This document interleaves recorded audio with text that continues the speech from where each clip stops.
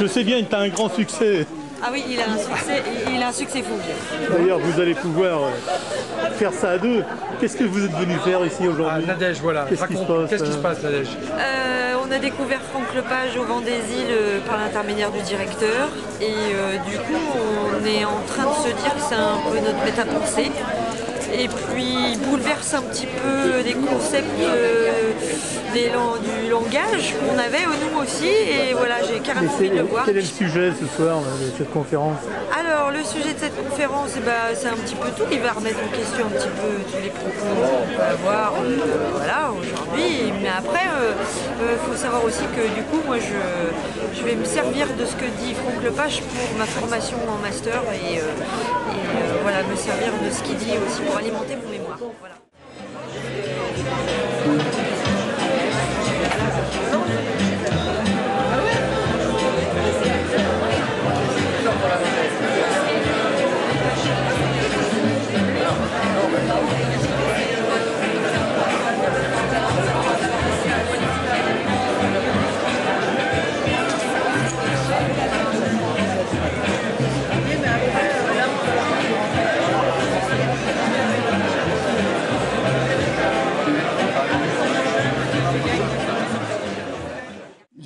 Que je connaissais plutôt bien parce que j'en étais issu, celle de l'éducation populaire et de l'utopie qu'elle a pu représenter pour un paquet de gens, d'une certaine classe sociale, qui portait haut la nécessité de comprendre le monde, ces mécanismes qui permettent la domination pour certains. Des gens qui portaient haut le mot culture dans ses capacités émancipatrices. Je vais m'arrêter là, je ne suis pas dans le « c'était mieux avant », mais j'ai quand même découvert pas longtemps un bouquin qui vient de sortir et qui a le titre que l'éducation populaire, une utopie d'avenir. Donc je me dis que je ne suis pas complètement has-been quand même.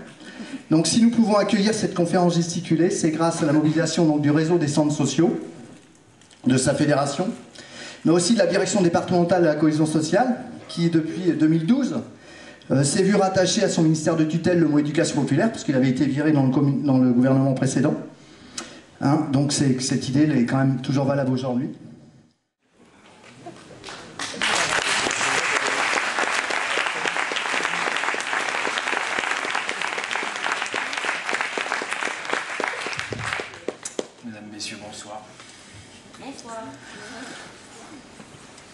Mesdames, Messieurs, ceci est un poireau. Aujourd'hui, j'habite en Bretagne et je cultive des poireaux. Je suis dans la culture des poireaux. Avant, j'habitais Paris et j'étais dans la culture. Tout court. On a un truc en France qui s'appelle la culture. Je vous jure que c'est vrai. Alors, vous allez me dire, non, c'est pas possible, c'est idiot, c'est la culture. Non, non, non, non. La culture. Il n'y en a qu'une. On a même un ministère de ça, de la culture.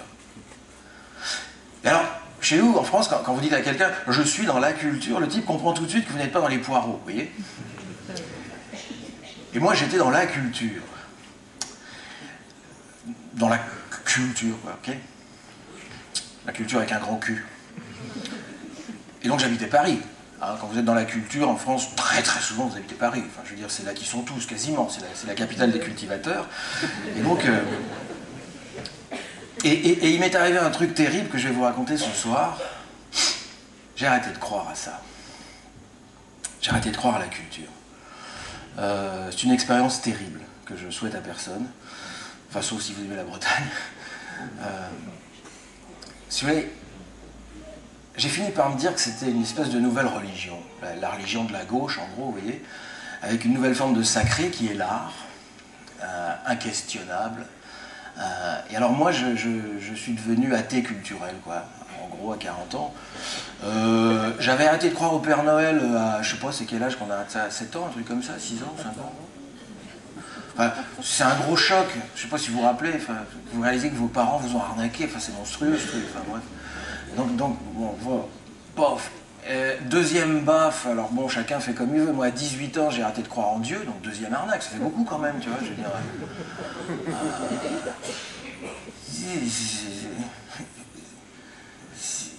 Bref. Quand vous croyez plus en Dieu, par exemple, mourir devient franchement moins marrant comme expérience. Vous voyez.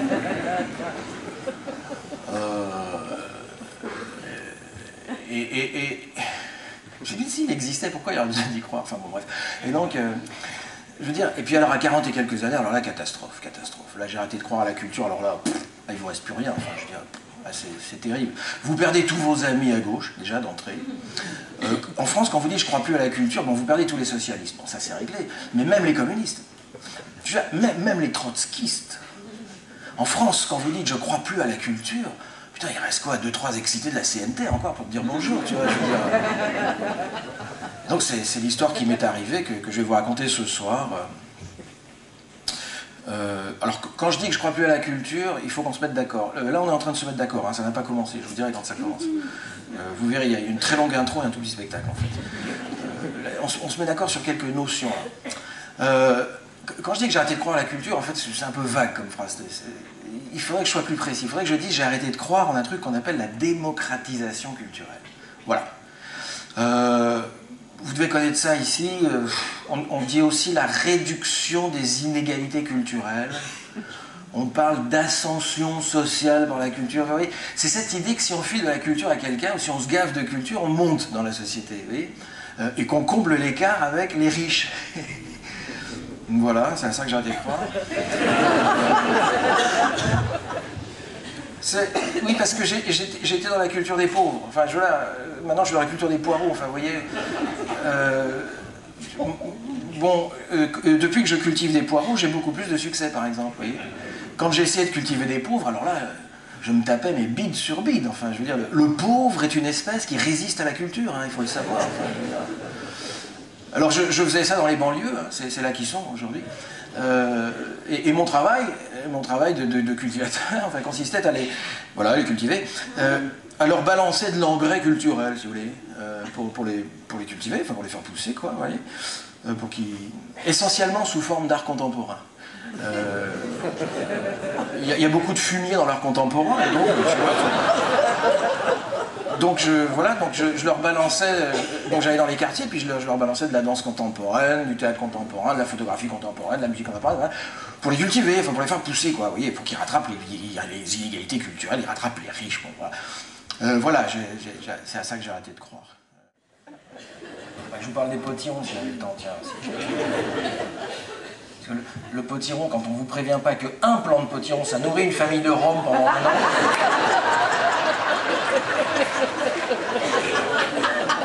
Comme un conte parisien, hein, vous faites germer dans des jolis pockets les 90 graines de sachet. Vous le mettez en terre. Quand ça a la taille d'un crayon et 2 belles feuilles. Donc vous plantez vos 90 plants de potiron, puis là, vous partez en vacances.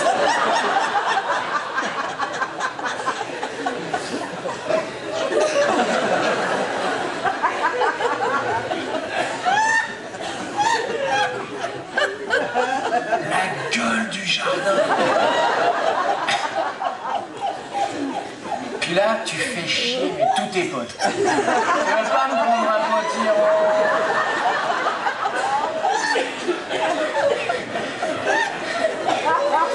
Vas-y, je crois qu'on a déjà pas bouffé celui du mois dernier. Bah oui, mais j'en ai 400.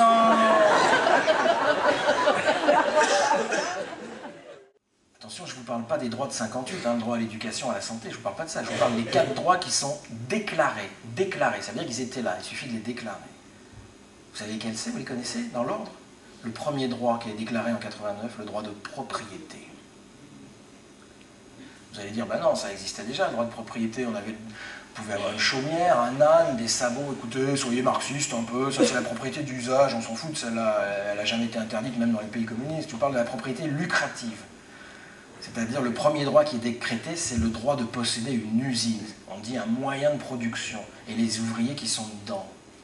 D'accord ?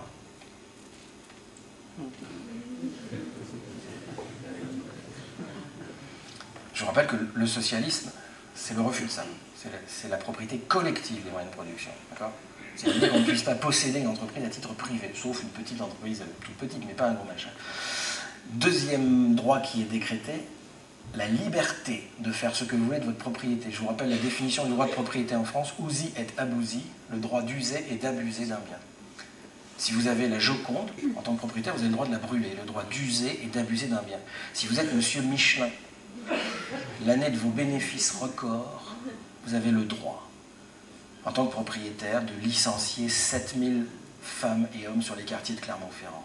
Monsieur Jospin ne peut absolument rien vous dire, il n'a aucun arsenal juridique à sa disposition pour vous dire « je ne suis pas d'accord, vous ne le ferez pas ».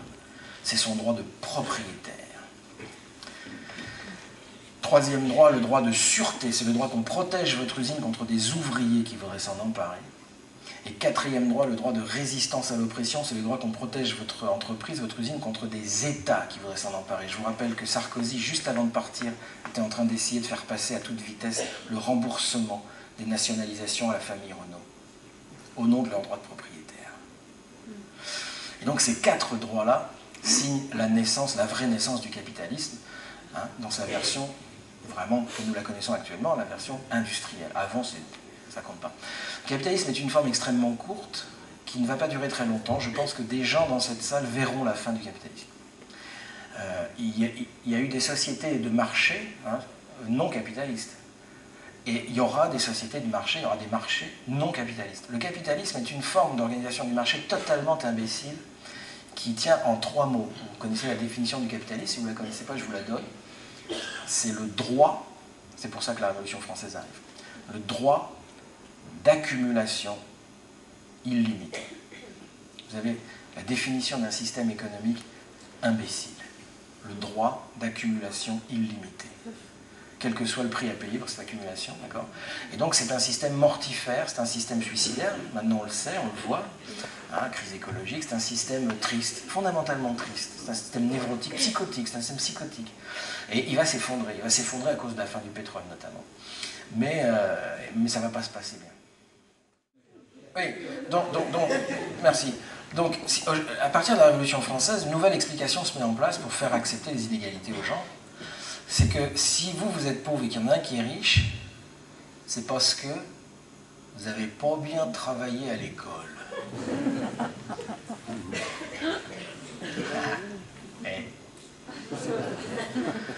Il faut attendre 1964 et un mec qui s'appelle Pierre Bourdieu pour démonter cette sinistre connerie.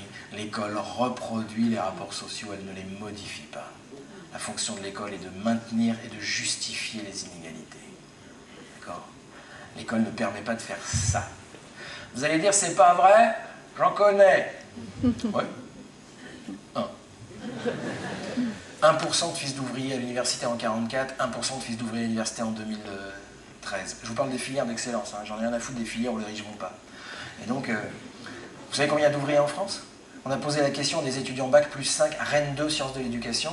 Maintenant, c'est cité dans plein d'ouvrages de sociologie. On leur a dit, il y a combien d'ouvriers en France ? À l'époque, c'était en 2010 qu'ils ont fait le test. Il y a combien d'ouvriers en France aujourd'hui ? Mais vous devez faire une réponse collective. Vous devez délibérer entre vous et vous faire une réponse unique pour tout le groupe. Ils ne s'y attendaient pas. Alors, ils ont causé, et puis ils sont revenus avec cette réponse. Ils ont dit, ben voilà, Bac plus 5, hein, c'est pas des truffes. Hein. Et on pense qu'il y a 5% d'ouvriers en France aujourd'hui. Alors, l'INSEE, qui n'est pas la LCR, hein, c'est autre chose. Donc l'INSEE nous informe qu'il y a en France aujourd'hui 30% d'ouvriers, c'est-à-dire 6 300 000 personnes. Mesdames, messieurs, pour que des étudiants Bac plus 5 à Rennes n'en voient plus que 5%, ça veut dire que nous avons réussi à effacer de leur regard la culture. 25% de la population. Ils ne sont plus dans les films, ils ne sont plus à la télé, ils ne sont plus dans les romans, ils ne sont plus dans les journaux, ils ne sont plus nulle part. Il n'y a plus d'ouvriers en France.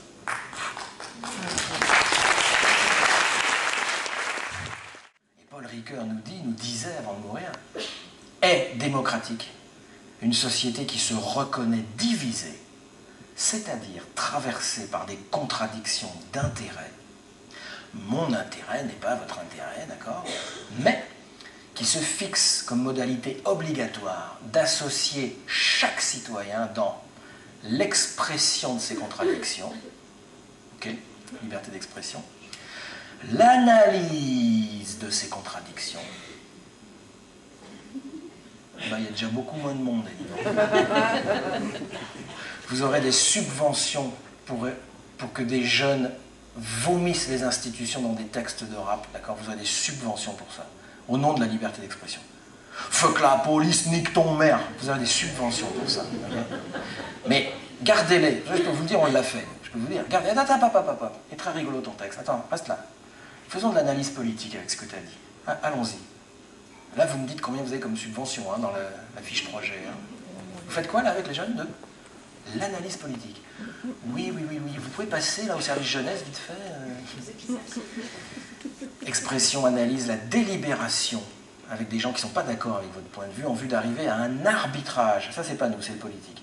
L'arbitrage, c'est pas la résolution des contradictions. Attention, une contradiction ne peut pas être résolue. Hein. Sans ça, on serait dans un pays fasciste. Hein. Elle ne peut jamais être résolue. Résolution des contradictions. Il n'y a pas de prostitution en République populaire de Chine. Fin de la contradiction. Et là, il restait plus personne. Et là, on disait, il y a quelqu'un. Il y a quelqu'un. Personne. Ils étaient tous repartis balancer de l'art contemporain sur la tête des pauvres, torchés au kir. Et nous, on disait, mais pourtant c'est ça. Si, c'est ça. C'est la révolution industrielle, tac, la révolution française, la culture pour faire croire aux inégalités, ça marche tant qu'il y a le plein emploi. À la fin du plein emploi, ça vole en éclats. Tac, les dispositifs pour ça fout en l'air la démocratie de représentation. Si, c'est ça. Mesdames et messieurs, nous sommes en train de vivre le moment historique d'effondrement de la démocratie délégataire. Plus personne n'y croit. La démocratie de représentation, ça consistait à élire des gens pour qu'ils règlent les problèmes d'intérêt général en fabriquant du service public. Actuellement, on les élit pour détruire du service public. C'est très curieux, non? Et donc, l'éducation populaire, pour résister, fabriquer de l'analyse, quoi. Enfin, mais si, c'est ça, quand même. Si, c'est ça. Si, c'est bon. Personne. Et tout ça à cause de qui, mesdames, messieurs? À cause de Christiane Faure.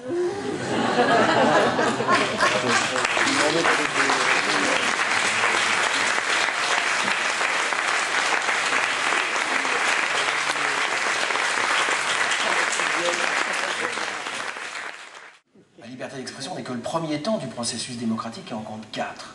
Et Paul Ricoeur nous disait avant de mourir, est démocratique une société qui se reconnaît divisée, c'est-à-dire traversée par des contradictions d'intérêts. Mon intérêt n'est pas votre intérêt, d'accord? Mais qui se fixe comme modalité obligatoire d'associer chaque citoyen dans l'expression de ces contradictions, ok, liberté d'expression, l'analyse de ces contradictions. Ben, il y a déjà beaucoup moins de monde. Vous aurez des subventions pour que des jeunes vomissent les institutions dans des textes de rap, d'accord? Vous aurez des subventions pour ça, au nom de la liberté d'expression. Faut que la police nique ton mère, vous avez des subventions pour ça. Okay, mais gardez-les, je peux vous le dire, on l'a fait. Je peux vous dire, regardez, attends, il est très rigolo ton texte, attends, reste là. Faisons de l'analyse politique avec ce que tu as dit. Allons-y. Là, vous me dites combien vous avez comme subvention hein, dans la fiche projet. Hein. Vous faites quoi là avec les jeunes de l'analyse politique. Oui, vous pouvez passer là au service jeunesse, vite fait. Expression, analyse, la délibération avec des gens qui ne sont pas d'accord avec votre point de vue en vue d'arriver à un arbitrage. Ça, c'est pas nous, c'est le politique. L'arbitrage, c'est pas la résolution des contradictions. Attention, une contradiction ne peut pas être résolue. Hein. Sans ça, on serait dans un pays fasciste. Hein. Elle ne peut jamais être résolue. Résolution des contradictions. Il n'y a pas de prostitution en République populaire de Chine. Fin de la contradiction. Et là, il restait plus personne. Et là, on disait, il y a quelqu'un. Il y a quelqu'un. Personne. Ils étaient tous repartis balancer de l'art contemporain sur la tête des pauvres, torchés au kir. Et nous, on disait, mais pourtant c'est ça. Si, c'est ça. C'est La révolution industrielle, tac, la révolution française, la culture pour faire croire aux inégalités, ça marche tant qu'il y a le plein emploi, à la fin du plein emploi, ça vole en éclats, tac. Les dispositifs pour ça fout en l'air la démocratie de représentation. Si, c'est ça. Mesdames, Messieurs, nous sommes en train de vivre le moment historique d'effondrement de la démocratie délégataire. Plus personne n'y croit. La démocratie de représentation, ça consistait à élire des gens pour qu'ils règlent les problèmes d'intérêt général en fabriquant du service public. Actuellement, on les élit pour détruire du service public. C'est très curieux, non? Et donc, l'éducation populaire, pour résister, fabriquer de l'analyse, quoi. Enfin, mais si, c'est ça, quand même. Si, c'est ça. Si, c'est bon. Personne. Et tout ça à cause de qui, mesdames, messieurs? À cause de Christiane Faure.